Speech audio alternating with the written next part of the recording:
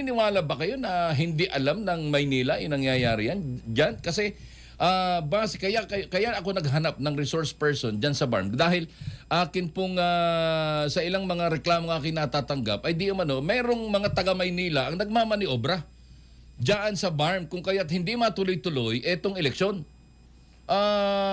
What is your comment on that? Yes, regarding po doon sa nagmamaniobra, we can hardly say that it is happening kasi medyo, I must admit, medyo wala akong pruweba.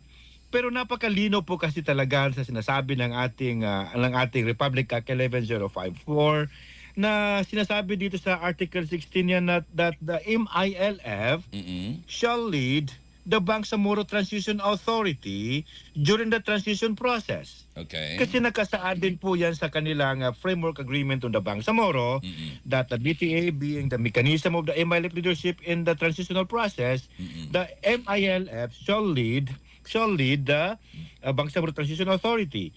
Ang nakapagtataka lang dito ay medyo nitong mga nakaraang appointments ay nakulangan ng hindi bababa sa 6 katao yung hanay ng MILF block.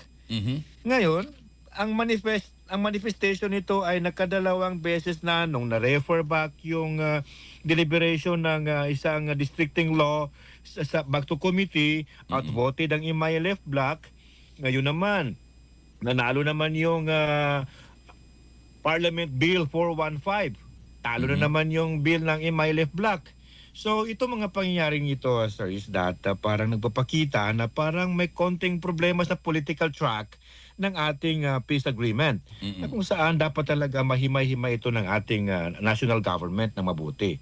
Kasi dapat pa rin talaga balikan na nagkaroon naman talaga ng BOL dahil dito sa ating peace agreement na of course ang sponsor nito, nag-champion nito ay MILF, sir.